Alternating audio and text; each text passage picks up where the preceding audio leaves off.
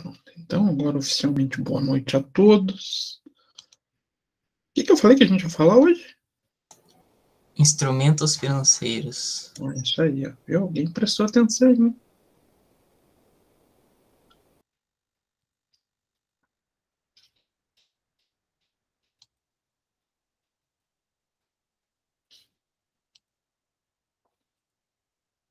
Então, falaremos exatamente isso, Lucas. Instrumentos financeiros. O que vem na cabeça de vocês, instrumentos financeiros? Bolsa? Bolsa? Também, pode ser. Desde que ela seja pelo método do custo. O que mais? Ela tá, o nome instrumento financeiro é um nome pesado, né? Mas nada mais é do que tratamento de operações financeiras. Nada mais do que isso. Então, a gente pode falar que a gente vive um cenário com uma gama enorme de potenciais investimentos para serem realizados, certo? E não só desse lado do investimento, a gente tem também o outro lado. Então, tendência ali só do pensar na bolsa é um dos lados, é o lado de quem tem dinheiro para aplicar. Mas existe um outro lado, um outro perfil, que é quem precisa do dinheiro. Também pode ser um caminho para a utilização de um instrumento financeiro. Cadê meu marca-texto? Então, esses dois entes da economia podem se conectar por meio do mercado financeiro. E é o que realmente acontece, né? Quem precisa de recurso vai buscar com um agente financeiro e quem tem recurso a ser aplicado vai ao meio financeiro também buscando aplicações. Então, quando temos transações que são interessantes para ambos os lados, nós temos as chamadas operações financeiras. E essas operações financeiras são o que originam os instrumentos financeiros. Então, podemos ter operações financeiras passivas, são aquelas que podem gerar benefícios econômicos para a entidade, mas também significam a assunção de passivos.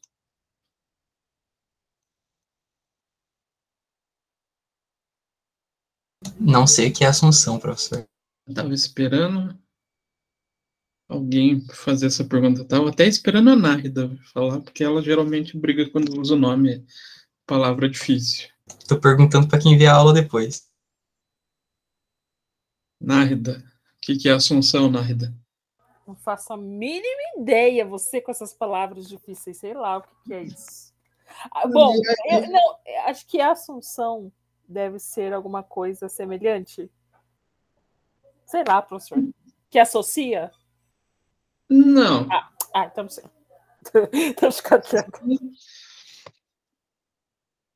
Vamos falar assim, seria uma espécie de levantar. Ou ser levantado. Quem gosta de estudar a história de Nossa Senhora, qualquer uma das inúmeras denominações, ela passou por um processo desse. Mas é um conceito um pouco mais bíblico, né? Mas ali é a figura de assumir um passivo. Então, a gente consegue um recurso financeiro, bacana, mas para ter esse recurso financeiro aplicado na entidade, a gente assume uma dívida. Isso é a operação financeira passiva. E a operação financeira ativa, Então, são aquelas que produzem recurso para a entidade sem a necessidade da assunção de um passivo. Como que a gente consegue recurso financeiro para a entidade, então, nessa operação financeira? Sem ter a dívida, né? A gente aplica o recurso e ele tem rendimento. Ele gera juros a receber, ou juros ativos.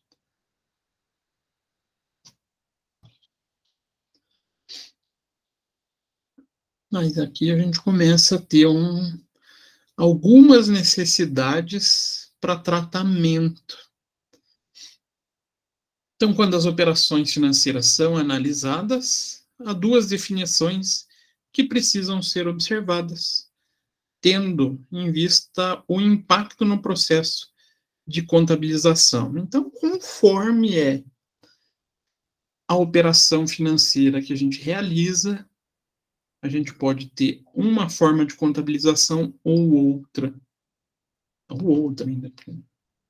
Não pode falar que tem uma ou duas formas. Então, aí, seguindo o que o próprio CPC 48 diz, a gente tem que fazer algumas observações em relação ao modelo do negócio. E o que a gente precisa observar? 2 pontos. Então, a definição do papel quanto ao rendimento. Esse daqui ele é mais tranquilo da gente pensar. Vocês já viram isso lá em mercado financeiro de capitais. Renda fixa ou renda variável? O que é um, o que é outro?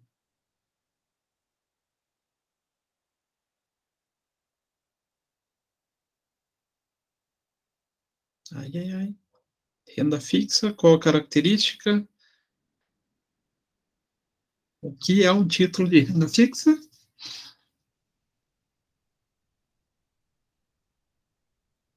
Eu nem abro mais minha boca, eu vou ficar quieta. Por que nada? Quando eu falo, só falo. É um título que você já sabe o valor final? Não. Quase. Viu? Não estava tão longe assim. Você pegou um dos títulos de renda fixa. Renda fixa a gente tem 2 tipos. Mas, na essência, quando a gente conhece a regra do rendimento.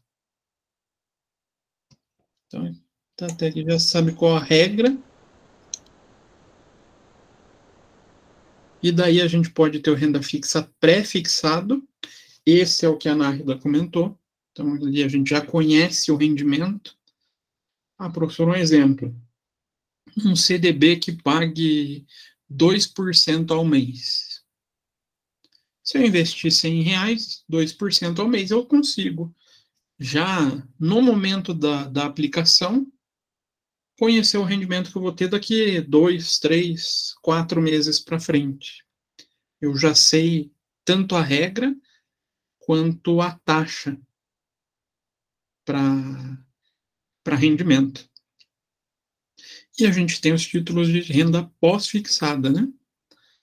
Esse é aquele que a gente conhece a regra, mas não conhece a taxa. Como assim, professor? Vamos pegar um tesouro direto. Tesouro direto IPCA+. O que é a regra de rendimento do IPCA+? É a remuneração da inflação mais um determinado percentual. Só que aí vem o problema. Vocês conhecem o IPCA daqui 5 meses? Não tem como saber. Eu conheço a regra, mas eu não tenho a taxa. Aí ele muda para um pós-fixado. Então, a gente tem essas duas características. E, com o caso da renda variável, qual a característica da renda variável? Você não tem regra estabelecida no começo? Não tenho regra, não tenho garantia de rendimento. É um bom exemplo, a Bolsa de Valores, que você falou agora há pouco, Lucas. Se você aplicar na Petrobras, qual o rendimento que você vai ter? Não dá para saber, né? Tem tantas variáveis envolvidas que pode nem ter rendimento. Então, precisamos definir a nossa aplicação em relação às características do rendimento. E a segunda, a definição do modelo de negócio. Então, refere-se ao modelo que a empresa utiliza para gerenciar seus ativos e passivos financeiros. Então, um exemplo pode ser dado perceber que a firma compra seus ativos financeiros apenas para vendê-lo no mercado.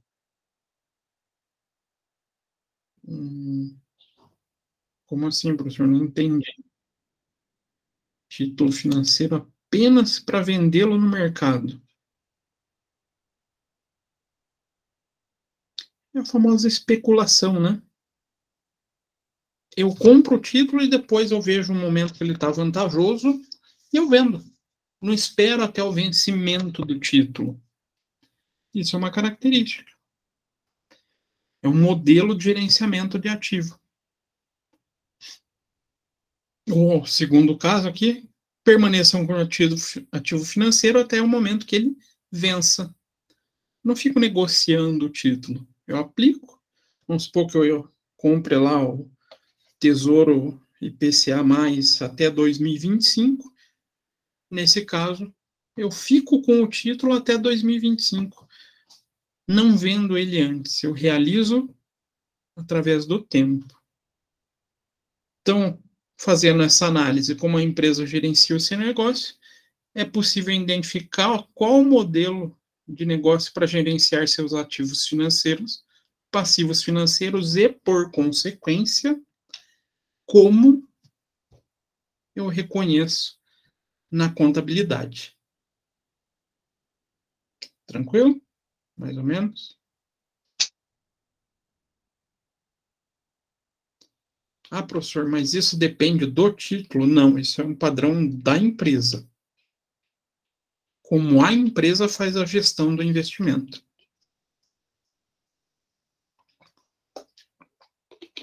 Ah, professor, então quer dizer que nessa definição do modelo de negócio eu posso ter o mesmo título e duas empresas tratando de modo diferente? Sim. Um mesmo produto financeiro com um modelo de negócios diferentes em gestores diferentes do ativo. E cada um daí vai interferir no processo de contabilização.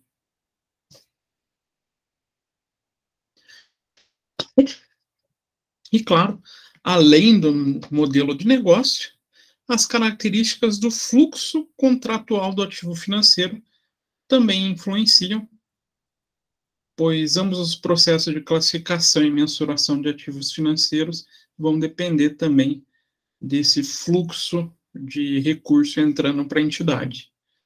Então, o ativo financeiro deve ser classificado como custo amortizável ou valor justo por meio de outros resultados abrangentes.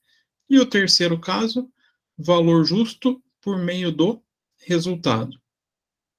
As três possíveis mensurações dos ativos financeiros. Beleza?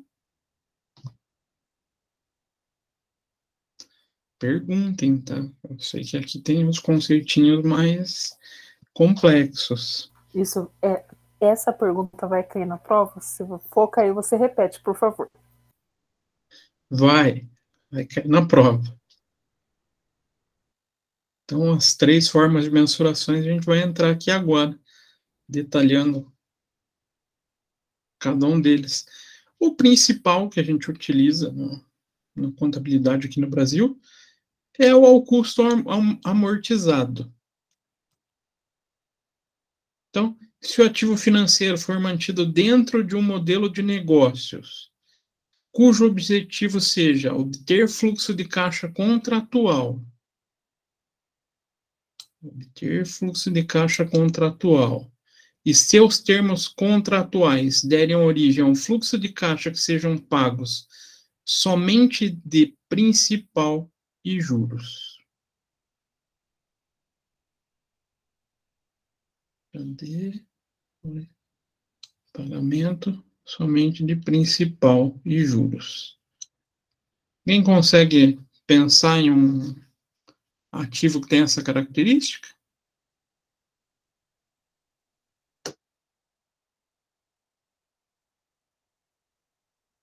Poupança.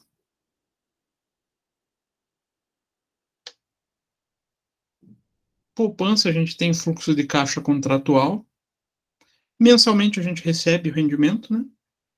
Pode até sacar o rendimento se a gente quiser. E a característica dele é o principal mais juros. Nada mais do que isso. Então, a maior parte dos títulos que a gente encontra no mercado brasileiro e utilizado pelas empresas brasileiras são realizados e são mensurados, né, ao valor de custo. Ao valor de custo amortizado. Tranquilo? Esse é o primeiro. Segundo, ao valor justo por meio de outros resultados abrangentes. Desde que satisfaça o critério de principal e juros e seja mantido em um modelo de negócios cujo objetivo seja atingido tanto pela obtenção de fluxos contratuais quanto pela venda de ativo financeiro. Então, pela venda de ativo financeiro.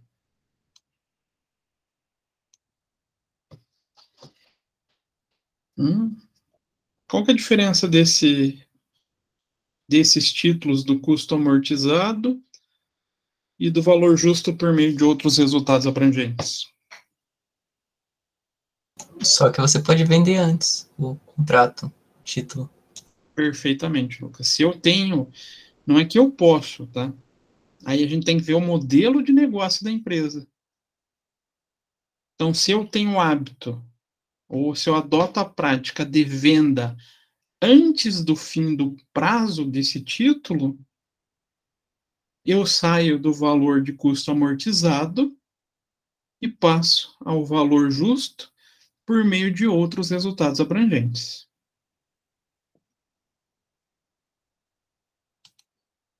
Tranquilo?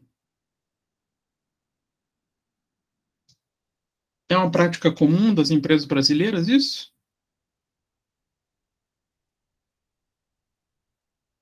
Não.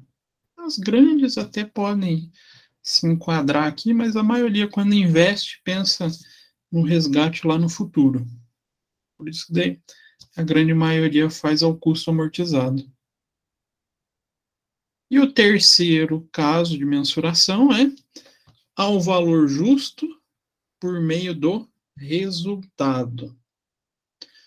Então, são ativos financeiros que não são classificados nem como custo amortizado e nem por valor justo por meio de outros resultados abrangentes. Eita, professor, não entendi. Aqui, se eu tiver algum título que não se enquadre nesse critério de principal e juros, ele vai ser mensurado ao valor justo por meio do resultado. Tranquilo? Então, a gente precisa conhecer o título e qual outro ponto que a gente necessita conhecer para fazer essa classificação?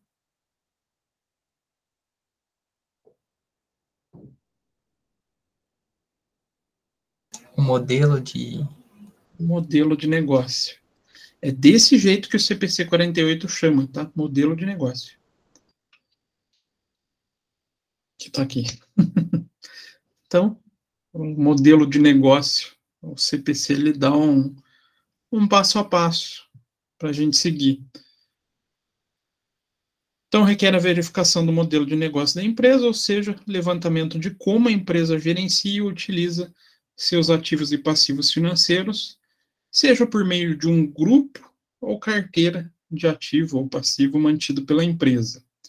E daí a gente tem essa listinha de passos.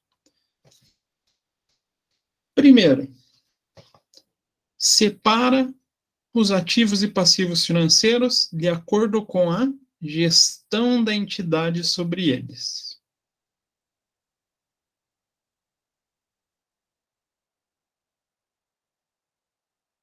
Dúvidas sobre esse passo? Não.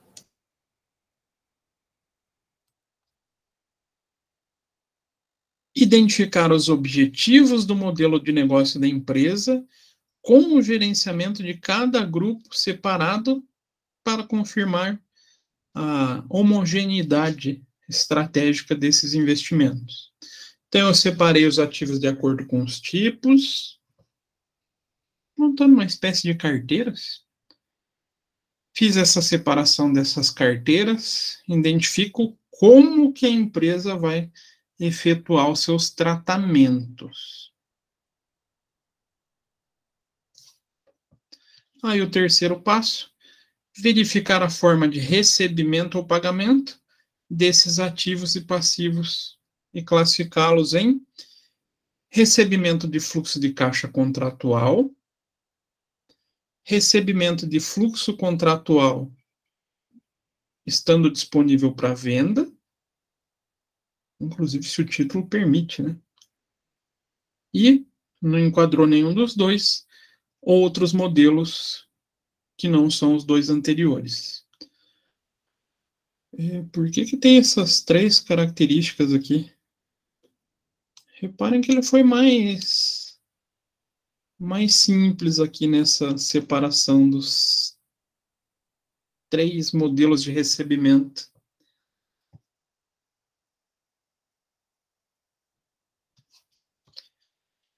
Para a gente definir qual o tratamento da mensuração.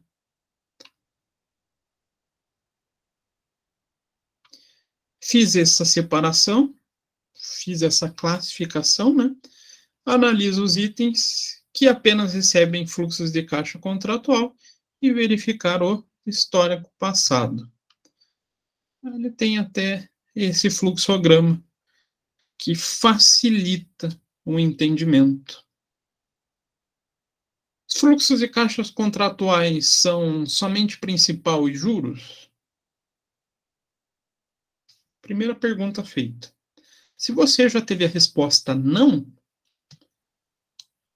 valor justo por meio do resultado, aquela terceira hipótese das três mensurações. Ah, não, sua resposta foi sim. O modelo de negócio possui o objetivo de manter os ativos para obter o fluxo de caixa do contrato apenas? Ou seja, vou ficar com o título até o vencimento dele? Se a resposta for sim, custo amortizável. Se a resposta for não, aí você vem para mais uma pergunta. O modelo de negócio apresenta o objetivo de receber fluxo de caixa do contrato de venda do ativo? O que é isso, gente? Pretendo negociar esse ativo antes do vencimento? Se a resposta for sim, você vem aqui para o valor justo por meio de outros resultados abrangentes. Ajuda esse mapinha? Ajuda. Ajuda. Ajuda bastante. Ele facilita, principalmente ali nos dois valores justos. Eu acho que ele ajuda na identificação.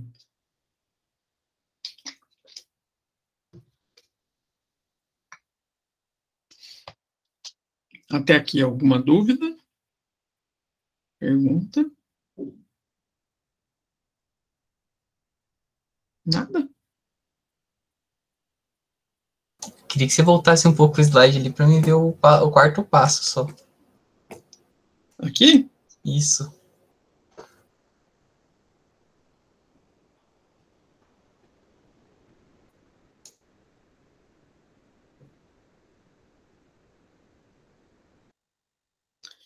Foi, Lucas? Foi.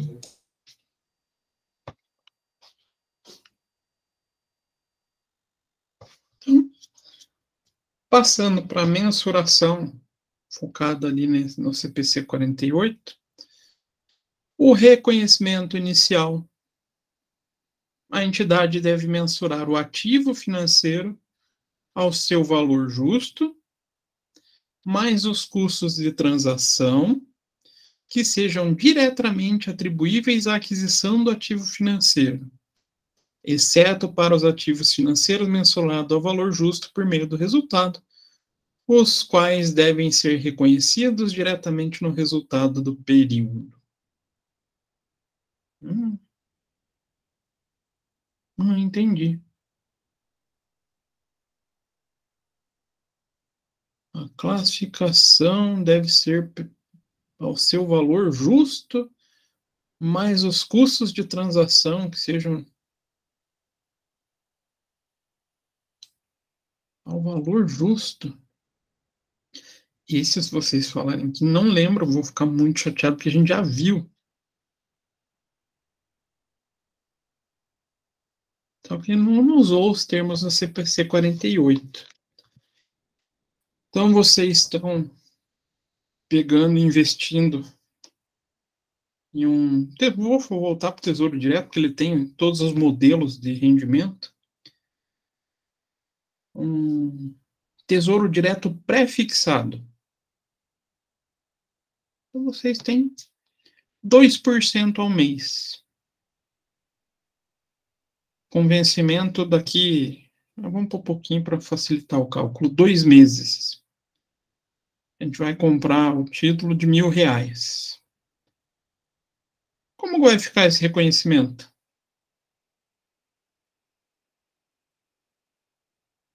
Reconheço a aplicação financeira 2.000?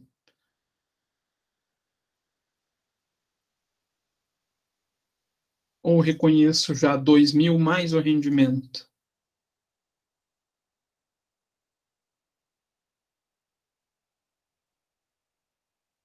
Vamos colocar R$100 para cada um dos meses, só para facilitar o cálculo. Vai render R$200.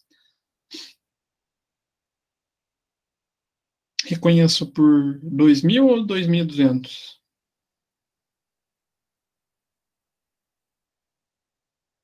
R$2.200.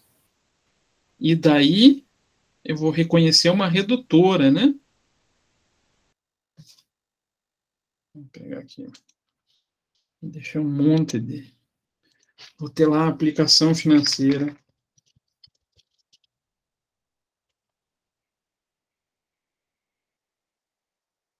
Conta banco. Ou caixa, né? Nossa, no começo na contabilidade básica, eu adorava a Razonete. Agora eu tô pegando um ranço desse Razonete. Não tô mais aguentando olhar pra cara dele, professor. Por que é tão bom? Ah, não tô gostando mais. Muito chato, muito... Nossa, e aquele dos salários lá do bimestre passado, ai, professor, terrível. É porque é muito daí, né? Lembra que a gente tinha essa continha? Rendimento financeiro a incorrer, juros ativos a incorrer, indicando sempre o rendimento que ainda vai acontecer. Então, a gente investiu 2.000 lá, só que como a gente conhece esse rendimento até o fim do contrato, a gente já contabiliza por 2.200. Mas eu trago uma redutora de R$200 para indicar o valor justo do meu investimento. Certo? Professor, eu não conheço o rendimento. Eu tenho 2.000 e vai ser a Selic mais alguma coisa. O que eu faço daí?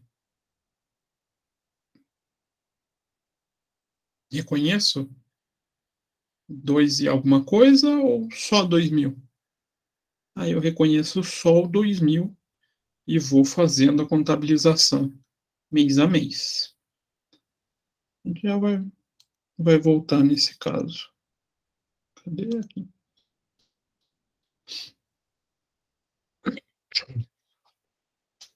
Então, com relação à mensuração subsequente, o CPC estabelece mais de um critério. Primeiro, ativos financeiros classificados como mensurado ao custo amortizado, a receita de juros, perda de créditos esperados, ou ganhos ou perdas cambiais serão reconhecidas no resultado. Além disso, não há reconhecimento de ganhos e perdas decorrente de mensuração a valor justo. Só reconhecemos a receita financeira, ou no caso de um passivo, a despesa financeira, no resultado. Nada mais do que isso. E é importante, então, destacar que os juros devem ser calculados utilizando a taxa efetiva de juros, não taxa nominal. Cuidado com isso. Mas vocês estão mais afiadinhos em matemática financeira, né? E caso haja desreconhecimento, qualquer ganho ou perda também vai ser reconhecida no resultado. Então, ativo financeiro mensurado ao custo amortizado, ele é o processo mais tranquilinho de ser contabilizado. A gente já vai fazer exemplos, tá? Ativos mensurados ao valor justo por meio de resultados abrangentes, de outros resultados abrangentes. Então, a receita de juros, perda de crédito esperado ou ganho ou perda cambial, também são reconhecidos no resultado. Até aqui os dois são meio parecidos. Até aqui. Mas aí a gente tem mensuração a valor justo. Ganhos e perdas na mensuração a valor justo são reconhecidas como outro resultado abrangente.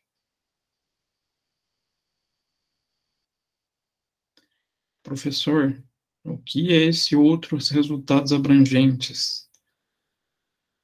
São aqueles elementos que podem tanto aumentar ou diminuir o resultado de uma empresa que não transita pelo resultado, ele vai direto para o patrimônio líquido.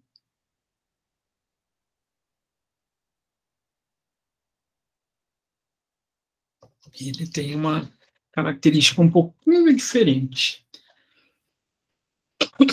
Aí, quando há desreconhecimento, os ganhos ou perdas acumuladas, anteriormente reconhecidos como outros resultados abrangentes, devem ou não ser reclassificados do patrimônio líquido para o resultado, aí dependendo de certas condições do CPC 48, mas a gente não vai entrar hoje nesse mérito por já ser um tópico avançado.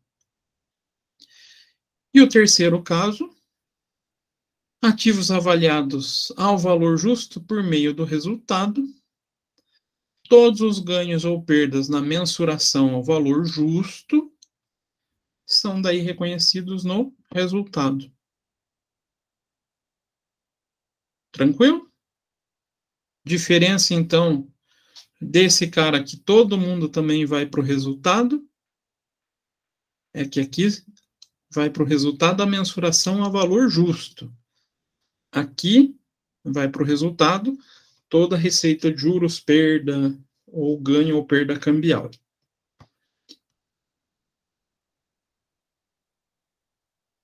Então, vamos para exemplos, né? Acho que vai ficar mais fácil.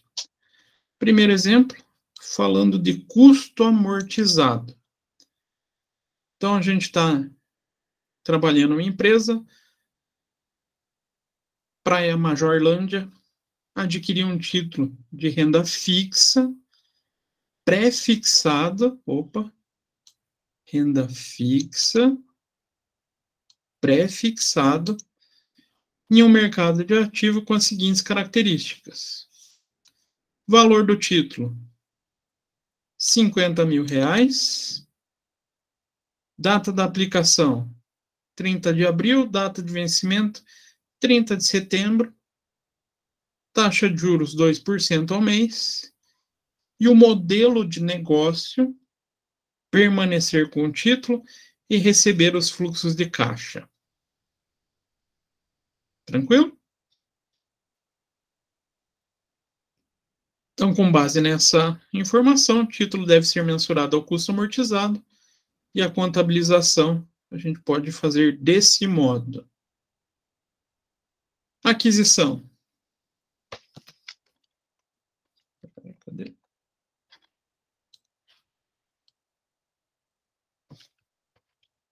Aplicações.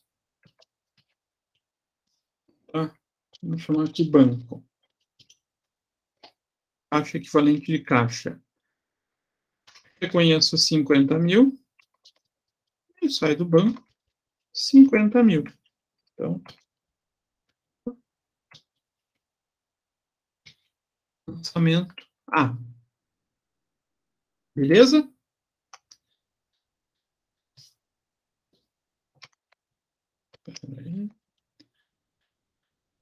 Pela atualização,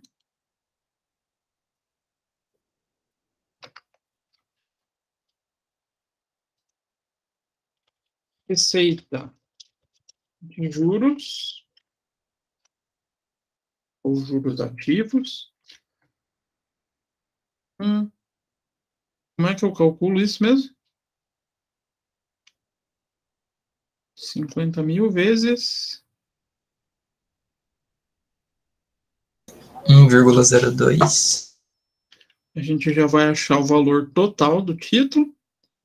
Vai dar quanto? Está calculado aqui. 51 mil, então nosso rendimento, R$1.000, né? Posso ir lá. R$1.000. Lançamento B. R$1.000 de receita. Lançamento B.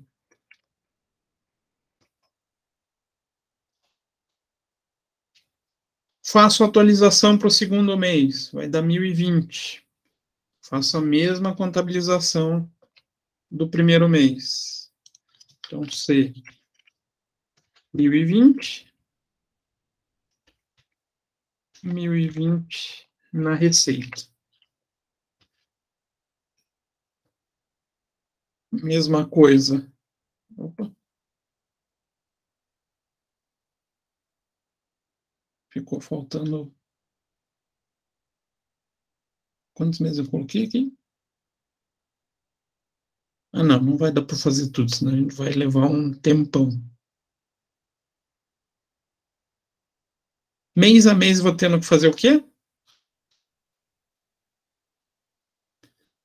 Reconhecendo o valor na aplicação financeira, receita de juros. Só isso.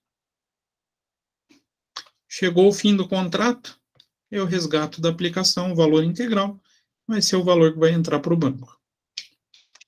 Professor, Ah, se vai cair na prova, eu quero que você faça mês a mês, mesmo que demore. Só para me sacanear, né? É lógico, professor. Só porque eu... É lógico, Hã? tem que... Eu sou um pouco devagar para entender, então eu preciso comprar. Não, mas é que eu não tenho os rendimentos só. Que aqui você vai fazer a mesma contabilização do B, aplicação financeira contra a receita de juros, a mesma do C. Próxima vez eu ponho 2 meses só na renda.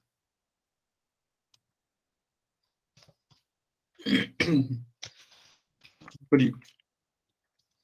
Este 50 mil. Esse vezes 0,2. Esse. Arrastando.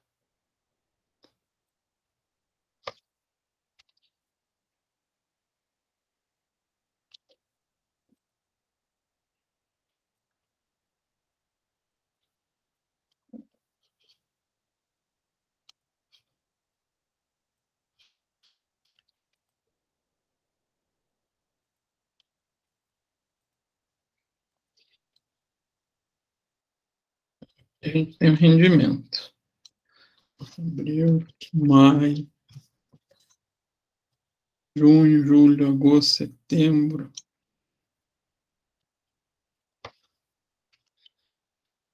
Então, nosso final tem que ter um resgate de 56 mil. Então, para isso, eu venho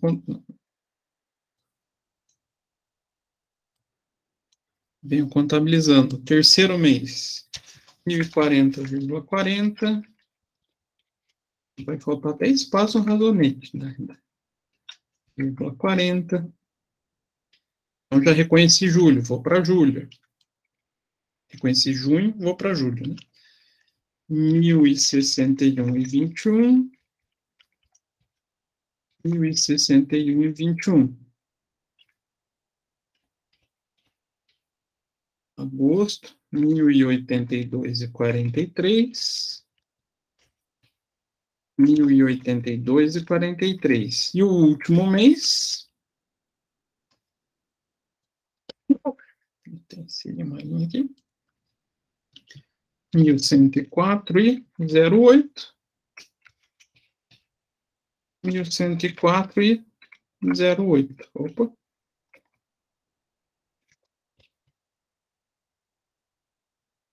Contabilizei todos os meses de rendimento. O meu total da conta aplicação tem que ser o montante atualizado que eu tenho no meu contrato do ativo financeiro. Tranquilo? Agora sim. Tranquilo. Bastante. A Rida ajudou? É só uma contabilização mês a mês. Isso é o que a maioria das empresas fazem, tá? Vai reconhecendo mês a mês o rendimento contra a receita de juros. Mas não é porque elas escolhem o modelo. Quer dizer, o modelo elas escolhem. Não é porque elas escolhem a forma de contabilização. É o que a diretriz indica de acordo com os padrões do CPC 48.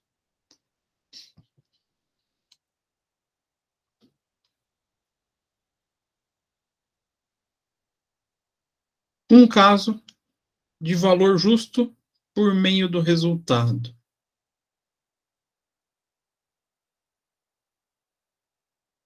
Esse é aquele caso que não se enquadra o quê? Eu já esqueci qual que é a diferença dele. Nem o principal de juros e nem o de outros resultados abrangentes. Isso. Então, considere que a empresa Praia de Cumbuco adquiriu o título do mercado financeiro com as seguintes características. Valor do título, 50 mil. Taxa de juros, 2% ao mês. Juro composto. E o modelo de negócio mensurado ao valor justo por meio do resultado. Com base nessas informações e sabendo que após 30 dias, aqui que está o principal diferencial. O valor do título era de R$52 mil a valor de mercado. Como que a gente tem que contabilizar? Para que tem 52 mil de valor de mercado?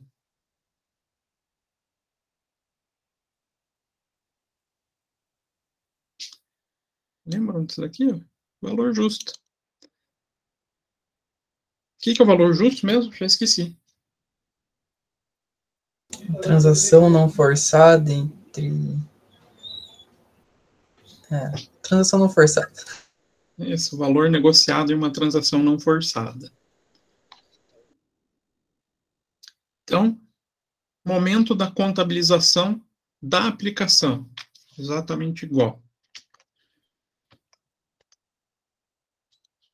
Vou lá em aplicações.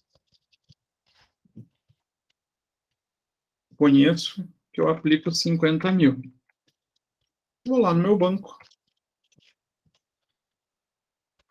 Saiu 50 mil referente à aplicação.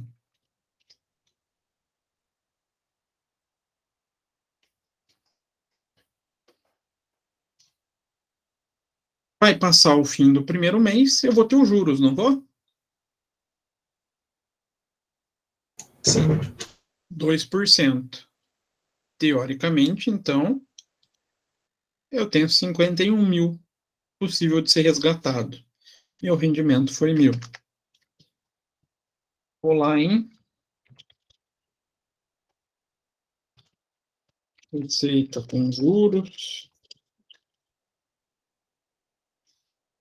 Reconheço R$1.000.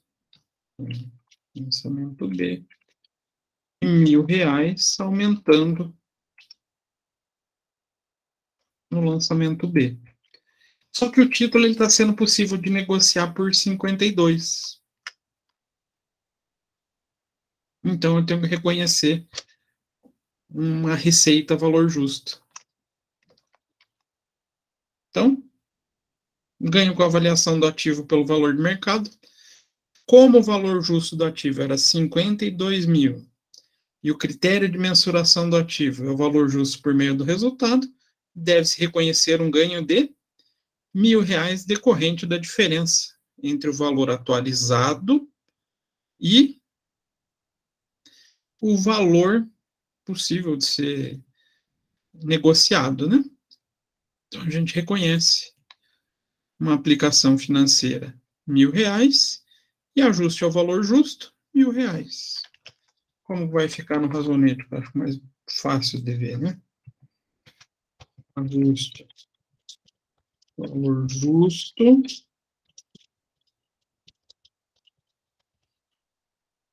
Valor justo no resultado. Eu tenho um ganho de R$1.000. E C, eu tenho mais um ganho de R$1.000. Então, ele fica aqui representando os 52 mil que consta como possível de ser negociado. Só que a diferença é o quê? Uma parte eu reconheço como receita financeira, que é os juros do rendimento financeiro propriamente dito, e a outra parte, vou abrir aqui, é do ajuste ao valor justo.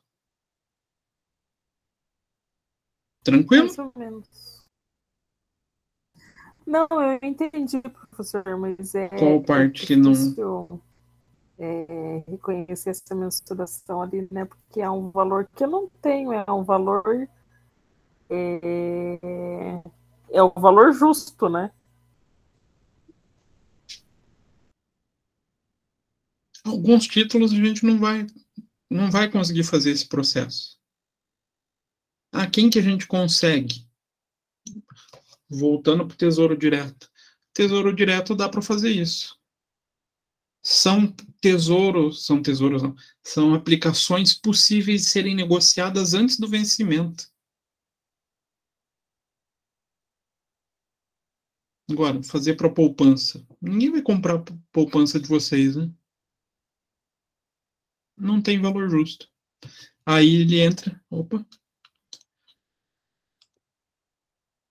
nesse caso aqui. Nesse primeiro. O segundo... Peraí. Eita. Alguém fez uma pergunta, eu fui olhar a pergunta, caiu naquela telinha xarope das notícias do Windows.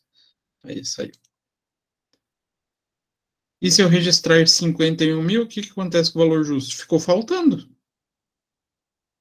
Que aqui a gente registrou 51 mil, certo? Ele perguntou se é o resgatar. Ah, você estorna.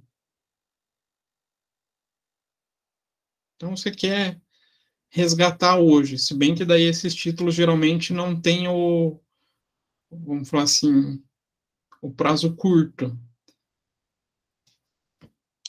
Quanto mais próximo do prazo, mais próximo ele fica de valer o mesmo do rendimento. Mas vamos supor, eu vou reconhecer 51 mil indo para o banco, certo? Resultado financeiro somente, e o 1.000 eu reconheço como uma perda do valor justo. É isso que é complicado, professor, você viu? Eu não tenho ele. Como que eu vou reconhecer ele? É difícil. Eu não ainda. Você vai reconhecendo com base na ideia de vender antes. É que pra gente, eu vou apagar aqui só para não fazer essa. Ou melhor, vou deixar e vou pintar de amarelo só para não confundir vocês. O grande problema para a gente visualizar isso é que não é uma prática comum aqui. Geralmente quem aplica é para manter até o final do contrato e ter a renda. Daí a gente cai nesse caso aqui. Que esse caso é mais fácil da gente enxergar, não é?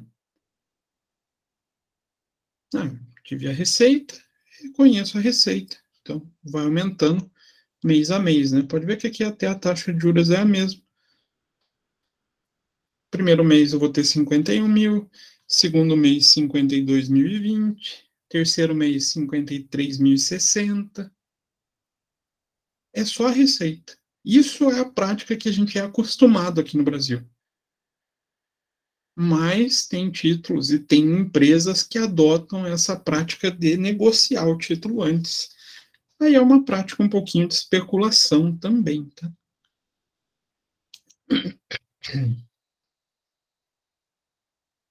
Dúvidas? Simples eu sei que não é. Só que aonde que eu vou achar esse valor, 52 mil? No mercado onde é possível negociar o título. Então, vamos supor, eu vou voltar para o Tesouro Direto, que ele é o mais simples de ser acessado no mercado hoje. Eu quero vender aquele meu título. No próprio site da corretora que a gente mantém esse título, você consegue ver a avaliação dele. Você consegue ver quanto está sendo negociado aquele tipo de título específico naquela data. Um rabisco aqui. Então, considere ao final do segundo mês, o título tivesse valendo no mercado 52.500. A empresa continuaria reconhecendo o valor justo, 51 mil vezes valor justo, não, valor dos juros, vezes 2%, 1.020. Então, vamos lá contabilizar. Acho que eu vou apagar isso daqui, senão vai dar confusão. Então, vou reconhecer quanto? 1.020 dos juros. E a receita com os juros, 1.020.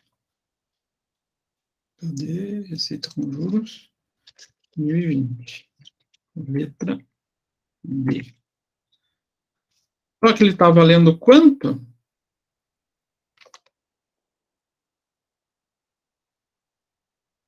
Quanto que ele está valendo? 52.500. 52.500. E o que eu faço, então?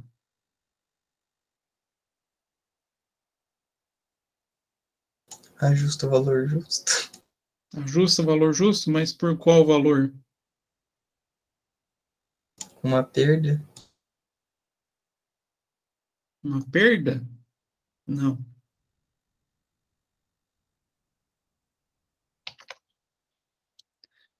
Esse cara aqui eu vou ter que estornar.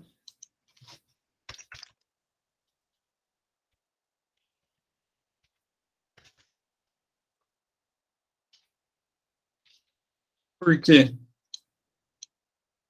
Se eu somar aqui, minha autossoma.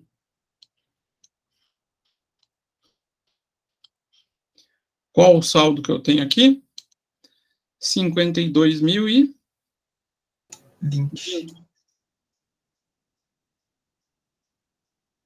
E agora, será que eu estorno ou será que não?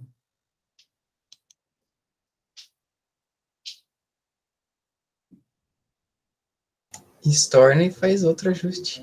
Pode ser feito dos dois modos, tá? Então, posso estornar o 1000. Deixa eu tirar essa cor aqui.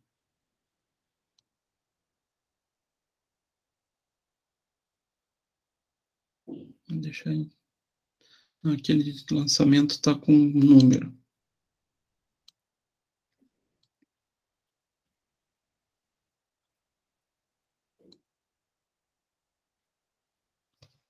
Estorno 1000 e registro aqui, eu vou tirar essa soma, 480.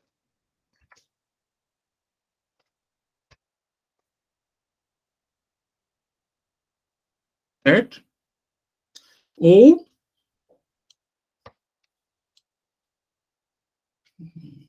como é que eu vou deixar marcado aqui sem fazer essa confusão? Já sei.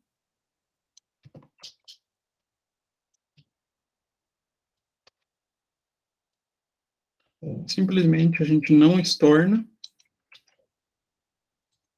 o 1000 e só faz a reversão do ajuste. 520, 520. Então aqui pode ser o E,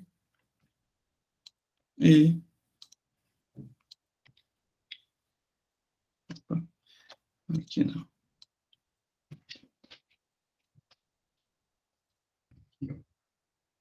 E.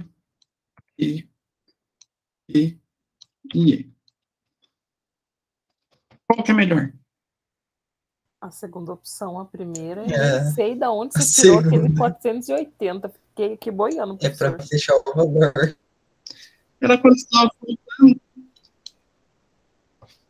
Quer ver, ó? Se eu pegar aqui, dá 53.020 menos 1.000, 52.020.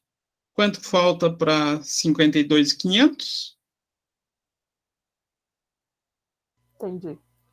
480. Ou eu posso só fazer o ajuste do 520 revertendo. Qual será que vocês utilizariam na prática?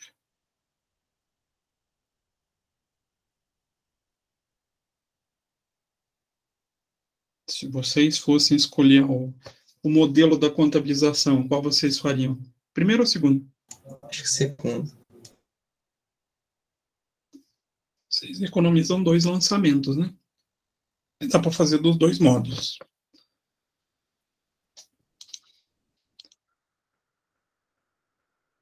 E o terceiro modelo, valor justo por meio de outros resultados abrangentes. Então, considere que a empresa Praia do Futuro adquiriu um título no mercado financeiro com as seguintes características. Valor do título, 50.000. Taxa de juros, 2% ao mês. Juros composto. Modelo de negócio, receber o fluxo de caixa ou vender o título, mensurado ao valor justo, por meio de outros resultados abrangentes. Então, aqui eu tenho as duas opções, eu posso receber lá no final ou vender o título. Com base nessas informações, sabendo que após 30 dias, o valor do mercado do título também era 52 mil, como a gente vai contabilizar? Muito parecido com o que a gente fez agora. A aquisição, igualzinho. Estou tentando deixar as planilhas aqui para o primeiro modelo. Valor justo ao resultado. E aqui a gente vai fazer o valor justo avaliado por outros resultados abrangentes. Então renomeie ali as abas, professor. Hã? Depois você renomeia as abas lá. Professor, senão eu vou saber o que é o quê? Uai, é só assim que é a ordem do slide. Depois eu renomeio aplicação financeira, banco, e a gente também vai precisar receita de juros, eu vou escrever aqui. A gente aplica 50 mil. Sai do banco 50 mil. Então, nosso lançamento A. Nos 3 casos foi exatamente igual. Primeiro mês, então, temos o juro de 2%, mais milão. Lançamento B. R$ 1.000 aumentando na nossa aplicação financeira e reconhece R$ 1.000 como receita de juros. O lançamento B também, se vocês olharem, é igual para os 3 métodos. Aqui que vai vir a diferença do segundo e do terceiro método. O valor justo do ativo era 52 mil, e o critério de mensuração do ativo é valor justo por meio de outros resultados abrangentes. Deve-se reconhecer o ganho de R$ 1.000 decorrente dessa diferença entre o valor atualizado e o valor justo. A diferença principal é a conta. Só isso. O que muda é a conta. Então, esse ganho é reconhecido no patrimônio líquido na conta de ajuste de avaliação patrimonial. Então, aqui, ajuste de avaliação patrimonial, patrimônio líquido. É um dos poucos usos dessa conta. Tá? Então, reconheço R$ 1.000 do valor justo e R$ 1.000 lá no ajuste de avaliação patrimonial. O que mudou do valor justo mensurado no resultado e no mensurado por outros resultados abrangentes? Nada. Mudou. Cuidado. Mudou o quê? A conta. Só isso. Só que ela interfere muito. Essa dita conta interfere porque ela não vai na demonstração de resultado. E o pior, daí ela vai na demonstração de resultados abrangentes. Só isso. A forma, os lançamentos contábeis são feitos no mesmo modelo, mas só vai mudar a conta e onde ela fica dentro do plano de contas e das demonstrações contábeis. Então ela vai lá no balanço. Vai direto para o balanço e vai aparecer uma linhazinha entre o capital social e o lucro, o prejuízo do exercício, ajuste de avaliação patrimonial. Entendi. Ela vai entrar reduzindo. Aí depende do resultado, porque aqui ela não é nem, no caso aqui, não é nem uma conta de natureza devedora ou credora. Ela pode entrar tanto aumentando quanto reduzindo, vai depender do lançamento contábil. Aqui ele entra aumentando, né? Porque ela está num lançamento a crédito. Se a gente fizesse um lançamento semelhante a esse aqui, o 520 já ia diminuir.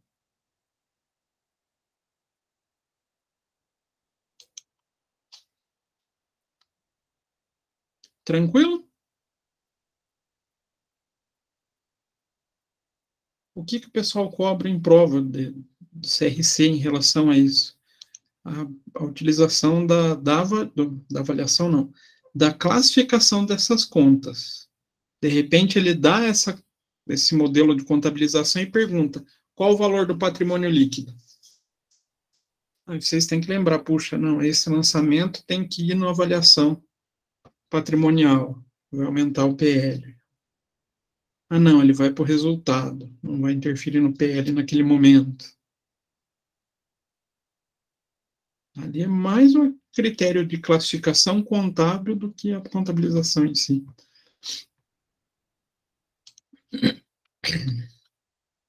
Então, principal diferença na contabilização desses 3 títulos: custo amortizado, a avaliação é pelo próprio custo, e a receita financeira reconhecida no resultado do período.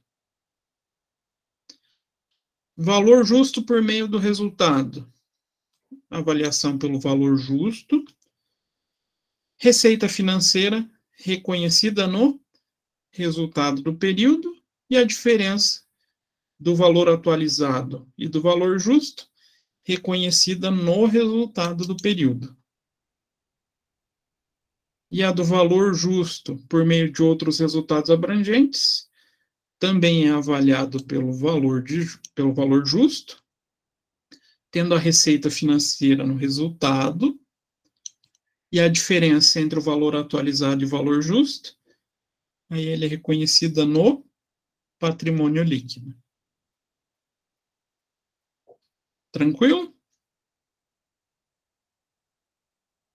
Ainda bem que essa aula está sendo gravada, né? Vou até conferir que está mesmo, né? Já pensou, estou dando aula quase 1 hora e não estou gravando. Está gravando. Ainda bem. Esses são os principais tratamentos que a gente tem no ativo. O passivo, ele pode dar uma... Qual desses vai cair na prova, professor? Os 3 não dá, professor. Na verdade, o que eu vou fazer? Eu vou trazer um título para vocês e vou indicar só o modelo de negócio. Daí vocês vão ter que saber um dos 3. Em qual dos 3 vocês vão aplicar?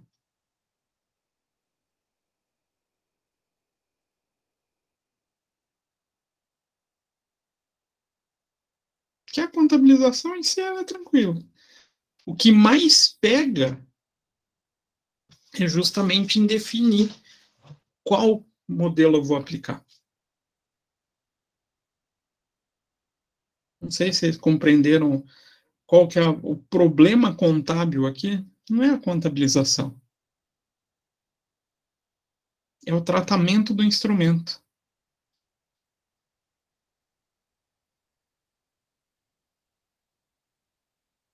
E é a dificuldade que passa no dia a dia também. Se bem que a maioria dos títulos, eles acabam sendo pelo custo corrente, então no dia a dia a gente tem um pouquinho mais de facilidade. Em prova que é o problema. Em prova, principalmente daí de exame de concurso, tem que conhecer os 3. E isso que a gente só falou dos ativos. Agora a gente vai para os passivos. Passivo é mais fácil. Então, passivo financeiro podem ser classificados como mensurado ao custo amortizado ou valor justo por meio do resultado. Ficou mais fácil, só tem 2. Só. No reconhecimento inicial, a entidade deve mensurar o ativo financeiro ao seu valor justo menos o custo da transação que seja diretamente atribuível à emissão desse passivo financeiro, exceto para os passivos financeiros mensurados a valor justo, por meio do resultado, em que tais custos devem ser reconhecidos diretamente no resultado do período. Aí, então, a gente tem, pelo CPC 48, os dois critérios. Passivo financeiro classificado como mensurado ao custo amortizado. Os juros devem ser calculados utilizando a taxa efetiva de juros e reconhecidas no resultado do período. E os passivos financeiros classificados como mensurados a valor justo por meio do resultado. Ganhos e perdas na mensuração de valor justo serão reconhecidos no resultado do período. Não mexe no PL? Não. Passivo não se usa patrimônio líquido para mensuração ao valor justo. E quais são os principais exemplos de operações financeiras passivas que a gente pode pensar? Empréstimo, financiamento, debêntures, quando a gente está em uma sociedade anônima, nota promissória. E esse daqui eu deixei por último, que é um tema que o CRC adora: duplicatas descontadas.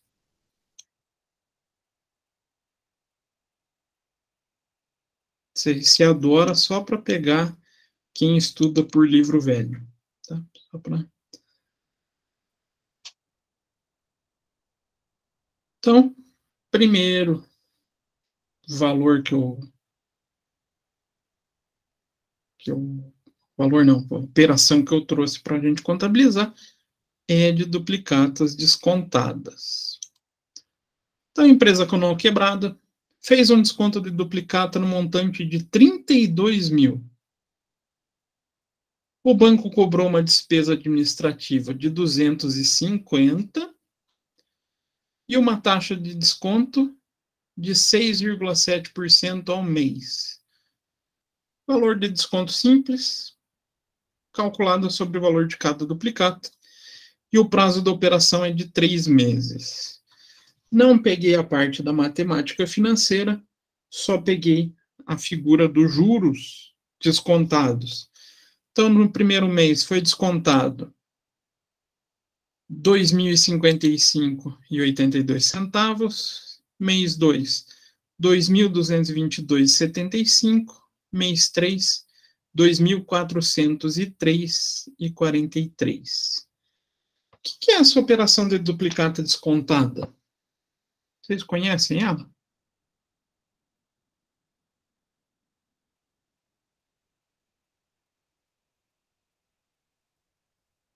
Silêncio. Ai, não, professor. Ai, a minha língua fica coçando aqui. Eu quero falar, mas eu falo demais, professor. Então, a gente teve um lançamento desse na prova do professor Bruno, e eu fiquei me perguntando da onde que veio essa duplicata, porque teve, acho que adiantamento de duplicata, alguma coisa assim. Só que eu fiquei pensando da onde que eu vou adiantar essa duplicata, sendo que eu não... Do que? Não tinha um lançamento certo do que era essa duplicata, entendeu? Daí eu falei, como é que eu vou fazer um adiantamento de uma duplicata, sendo que eu não sei o que ocasionou essa duplicata, entendeu? Aí eu não sei muito bem o que aconteceu na prova dele, mas a operação de duplicata descontada, ela é muito utilizada aqui no Brasil, tá, gente? Por quê? Ela é uma das formas mais baratas de capital de giro. Então, ali, no nosso exemplo, a gente tem 32 mil de duplicata. Certo? Essas duplicatas são coisas diversas que... Eu já vendi. Uhum. e está lá no meu contas a receber. E, geralmente, ainda quem faz essa operação efetiva, né, tem a duplicata já registrada naquele banco que ele vai fazer o desconto. Aí ele vai e negocia essa duplicata. Só que, normalmente, uma operação de empréstimo faz o quê? Eu tenho o valor hoje e eu vou calculando juros para pagar lá na frente, né? Isso é o empréstimo tradicional que a gente conhece. A operação da duplicata é descontada no caminho contrário. Eu tenho 32 mil que vai vencer daqui 3 meses. Quanto que eu consigo resgatar por esse valor hoje, tendo um juros? No caso ali, os bancos chamam de taxa de desconto. Então, é um fluxo de caixa descontado. Então, a gente recebe menos do que o 32 mil. Mas por que é muito usado? Porque a taxa de juros é menor do que um empréstimo. Porque o banco tem a garantia da duplicata. Então, o cliente recebeu, vamos supor, o cliente pagou essa duplicata, não cai mais para a gente, já vai para o banco. Por isso o banco cobra mais barato. Então, pensando nessa figura, a gente tem ali esses encargos. No final do terceiro mês, então, o saldo devedor tem que ser de 32 mil, mas o valor que a gente vai descontar é o 32 mil menos o quê? Os juros. Ai, professor, desculpa pela minha falta de inteligência, mas então, é como se fosse um boleto. Isso. É o boleto. O boleto, na verdade, é uma maneira popular de falar duplicata. Ah, tá, desculpa. Não, não tem desculpa, não, desculpa pela minha burrice. Não, o problema é que a gente é acostumado a falar boleto. Na linguagem popular, o brasileiro não vai. Vou lá no banco pagar uma duplicata. Não, eu vou pagar um boleto. Não é assim que a gente fala? Sim. Só que o nome jurídico para o boleto é duplicata. É que é feia a duplicata, né? Não é que é feia, vira um trava-língua, né? Então, pegando esses juros, a gente tem ali 6.682 de juros. Quanto que a gente vai receber na operação do desconto? 32 mil menos os 682. 6.682, né? Então, como é que vai ficar essa operação? Vamos lá para o nosso Excel. Vou ter lá banco. Tem mais. Duplicatas descontadas. Muito cuidado aqui, é uma conta do passivo. É isso que o CRC adora, pegar o povo.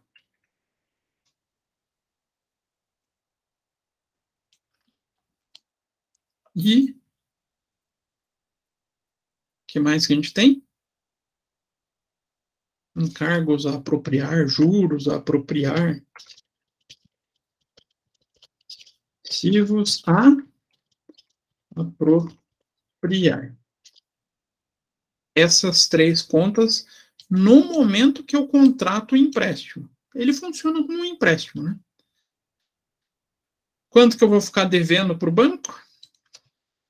32 mil, não é? O valor da minha duplicata.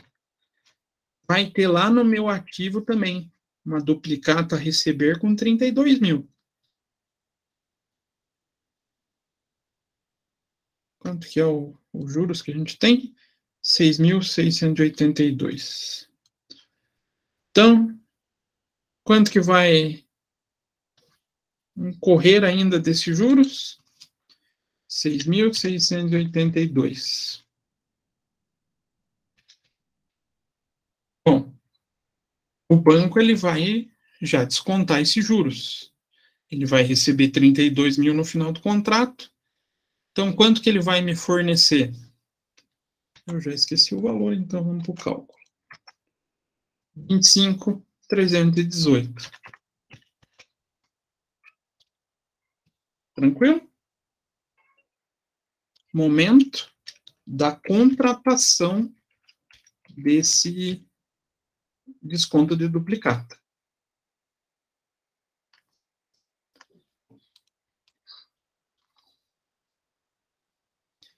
Passam-se os meses. No caso aqui vão ser 3 meses, né? Vou apropriar os juros de cada um dos meses. Então, vou ter uma despesas com juros, com encargos financeiros.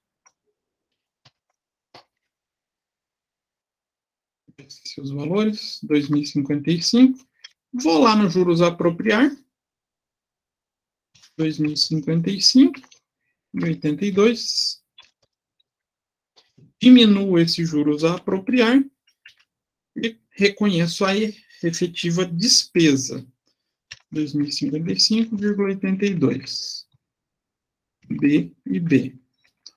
Passou o primeiro mês, agora eu vou contabilizar os juros do segundo mês. 2.222,75. Vai para o juro, para a despesa com juros. 2.222,75. Aqui faltou um 2.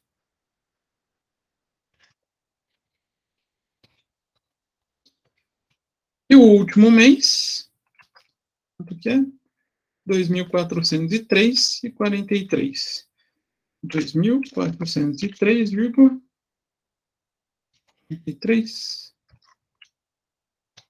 E 2.403,43.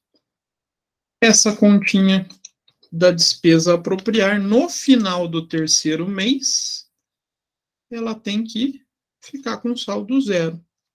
Indica daí que naquele momento eu devo os 32 mil. Então, a cada mês eu vou tendo essa redução do encargos financeiros a apropriar.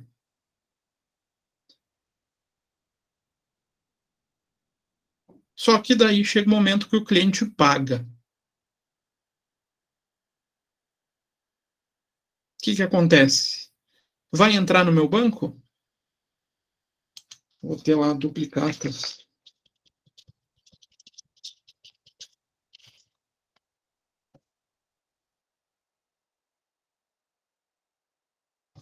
Vou colocar aqui, saldo. 32 mil. Meu cliente pagou.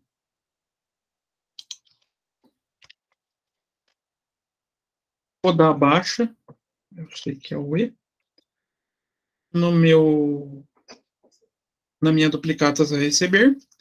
Só que ele não entra no banco. Porque eu já recebi lá atrás dessa operação financeira. Ele vem aqui para duplicatas descontadas e zera a minha dívida.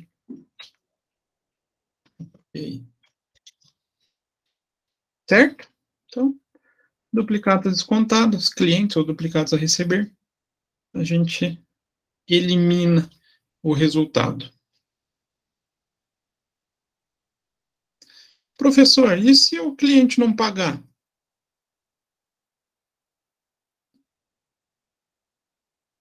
Opa, aqui já é outra operação. Se o cliente não pagar, ou de repente são várias duplicatas e fica 5 mil em aberto. Pode acontecer isso? Pode, né? Só que pela operação de duplicata descontado, o banco não fica sem receber. Se ele não receber através do pagamento dessa duplicata, desse cliente, ele retira da nossa conta corrente. Então, só para exemplificar, não pagou 32 mil, pagou só 27. Como ficaria? Ele dá a baixa, a gente dá a baixa em 27 mil dos duplicados a receber. Vou colocar aqui um. E lá no duplicatas descontadas, ele vai baixar os 32 mil.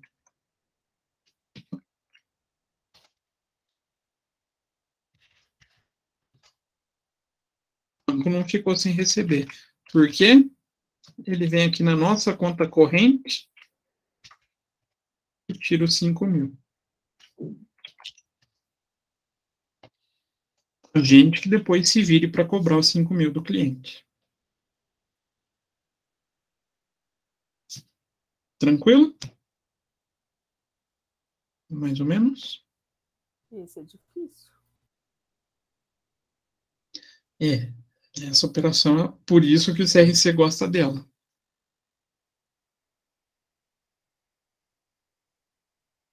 O comum é não ter esses lançamentos aqui embaixo, né? Vou marcar de amarelo só para indicar a prática incomum. Prática comum, e a gente dá baixa no duplicados a receber e faz a baixa no duplicados descontados, eliminando a dívida.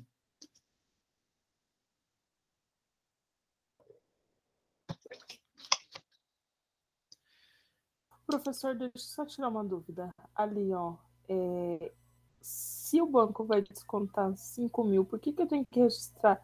Ah, tá, entendi. Se no caso ali não tivesse os 32.000, seria os 27, né? Isso. Ah, tá, entendi.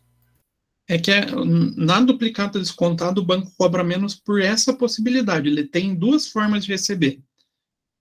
Ou ele recebe pelo pagamento da duplicata do cliente. Então o cliente vai lá, paga o boleto, já cai para o banco, nem vem para a gente. E se um desses boletos não cair na data, ele vai na nossa conta corrente e pega o valor dela. Ele tem muita chance de receber, o banco, né? Aí o problema sobra para a empresa que tem que cobrar do cliente. Pode ver que aqui, daí a soma do que os clientes pagaram e do que ele descontou na minha conta corrente fecha o valor da dívida.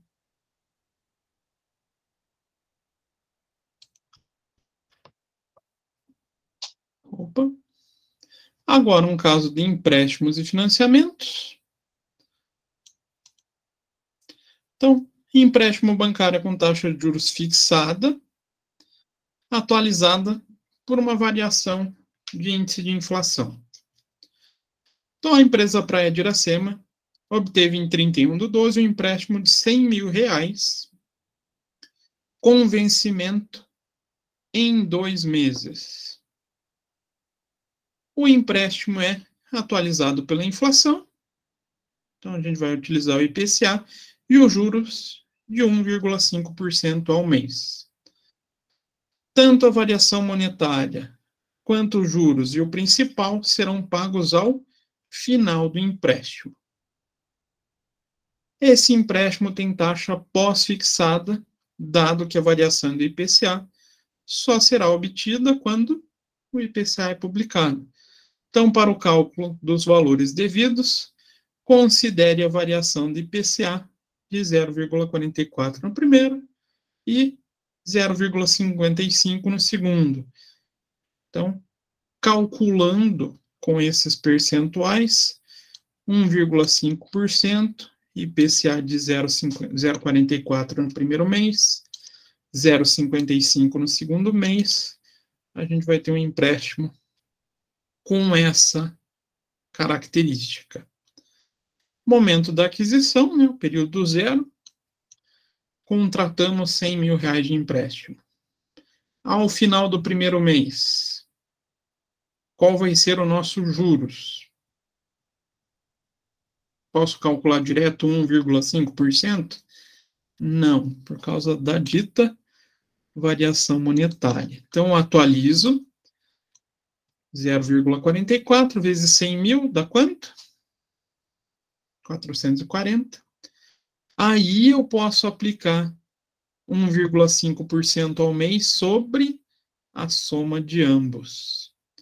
Então, vai dar 1.506. Então, o saldo no primeiro mês, 1.101.943,60.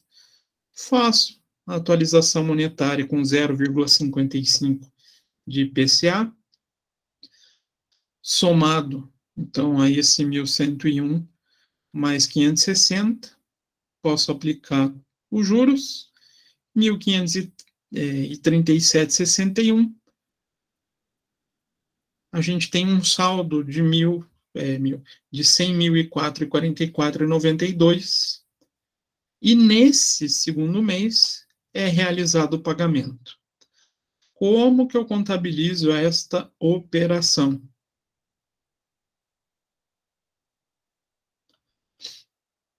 Também a gente separa o momento da contratação do empréstimo, do reconhecimento, variação monetária e juros do primeiro mês, variação monetária e juros do segundo mês. No terceiro mês, faço o reconhecimento do pagamento. Como vai ficar, então? Banco,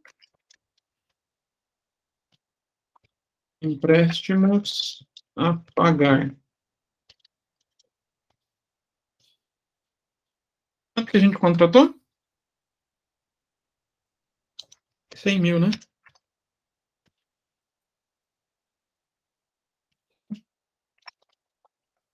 Tenho 100 mil para ser pago. Professor, não vou reconhecer encargos financeiros a incorrer nesse momento? Posso fazer esse reconhecimento? Só quando é pré, né? Só na figura do pré. Pós, não. Não posso fazer, porque eu não conheço, não sei o valor. Então, aqui, a gente tem o momento da contratação. Passou o primeiro mês. Posso contabilizar de duas formas, tá? Vou até puxar aqui para baixo para fazer da outra forma também.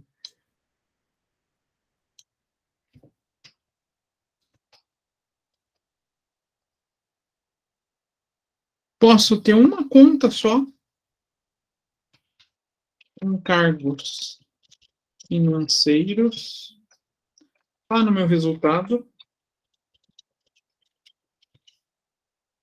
ou o que eu posso fazer?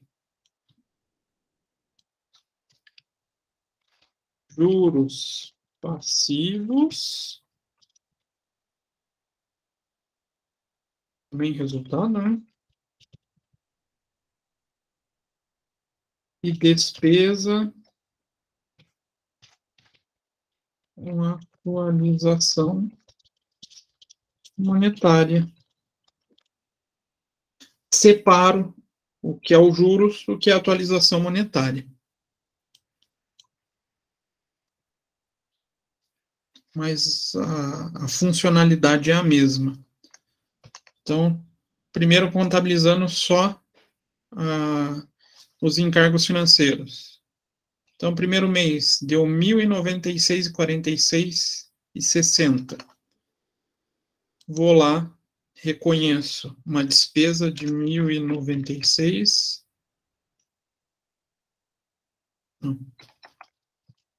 1.946,60 e vou reconhecer esse aumento da dívida. 1.946,60. Então, lançamento B e B. Segundo mês, vou reconhecer a atualização monetária e juros, 2.098,32. Reconheço a despesa, 2.098,32. 2.098,32. Certo? A soma, 104.044,92, tem que ser o valor compactuado lá no empréstimo financeiro, 100.004,44,92. Faço o pagamento? 100.004,044,92. 100.004,044,92.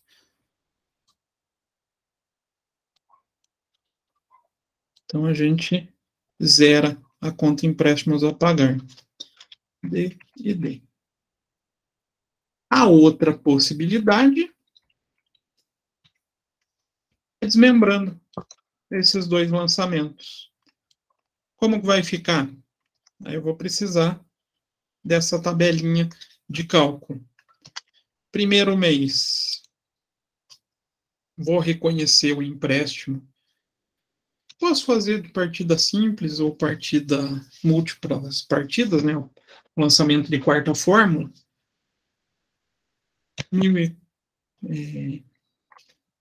Estou com 1096, 1946,60.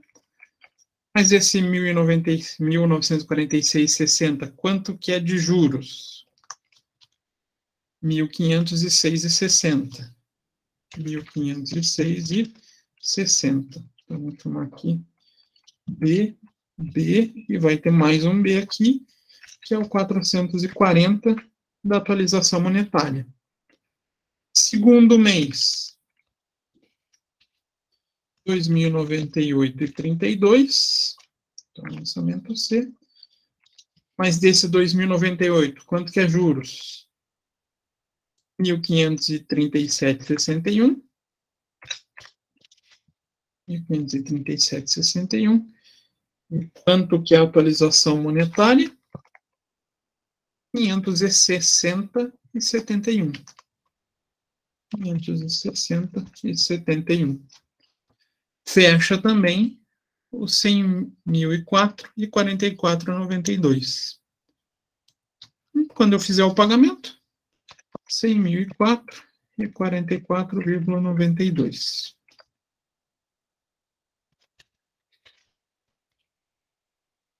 E 100.004, 044,92.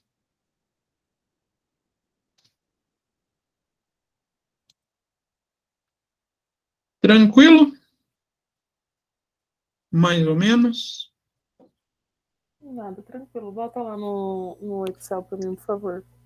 Desses aí, qual que vai para o resultado? Dessas aqui de baixo. Aqui. Essas duas vão. Os juros e a despesa com atualização monetária. Ela vai embaixo do empréstimo. Não. Não, o empréstimos a pagar ele vai ficar lá no passivo. Ah, tá. E essas duas continhas vai lá para demonstração de resultado. Entendi. A única diferença aqui é que a gente, em vez de lançar um valor englobado, a gente separou em duas contas.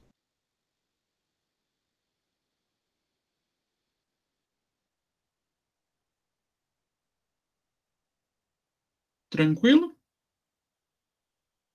Dúvidas? Perguntas?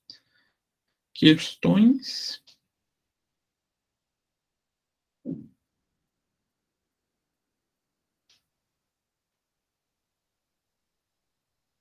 Nada?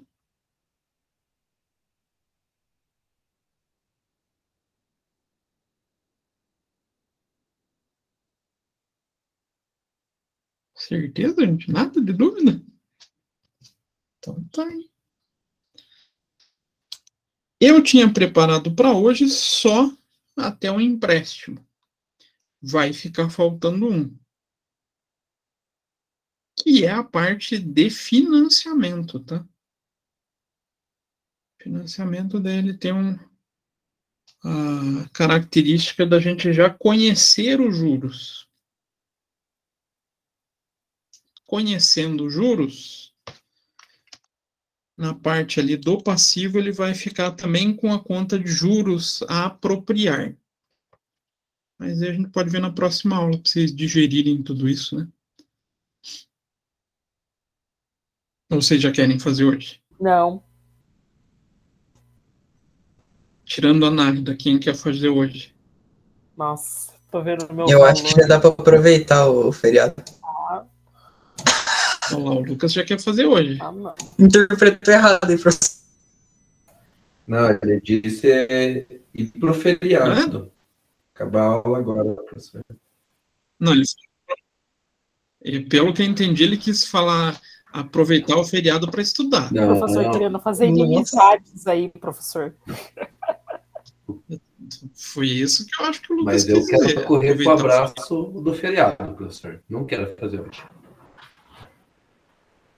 Não, mas a gente faz aí, então, o empréstimo, o financiamento na próxima aula. Próxima aula a gente vai fazer financiamento, e daí a gente vai começar a avançar um pouquinho em demonstrações, tá? Então, um pouquinho Disso daí, atrasado. então, não tem atividade. Eu vou montar uma atividade para vocês, não se preocupe. Para a próxima Vai ser- aula. Dia Ou pra 22 agora? aí. Não, esse que é o problema. Nossa Senhora. Esse calendário tá de morrer.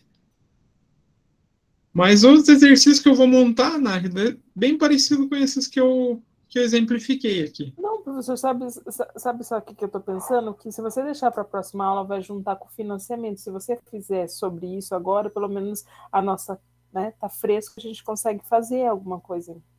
Não, Eu acho. mas eu vou mandar para vocês o exercício antes da próxima aula, pode ficar tranquilo. Beleza. Então tá, pessoal. Era isso que eu tinha para passar para vocês. Vou interromper aqui. Aparecer de volta. Se ninguém tem dúvida, vocês não perguntam, né? Alguém tem dúvida? Nessa hora, véspera de feriado, com o frio que tá lá fora, Tá todo mundo dormindo. escutou? Ou estão vendo novela, eu nem sei qual que novela que tá passando agora, ou estão dormindo. Estão dormindo mesmo. Então tá, pessoal. Pode Era encerrar isso. a gravação, professor, que eu quero falar com você. Então tá, gente. Então vamos encerrar. Daqui a pouco eu coloco essa planilha lá do Excel no Ava. E daí a gente se encontra. Próxima aula é quando? Dia de prova, né? Dia 7, prova. E não esqueçam de fazer a inscrição de vocês no Secop, tá? Pelo amor de Deus.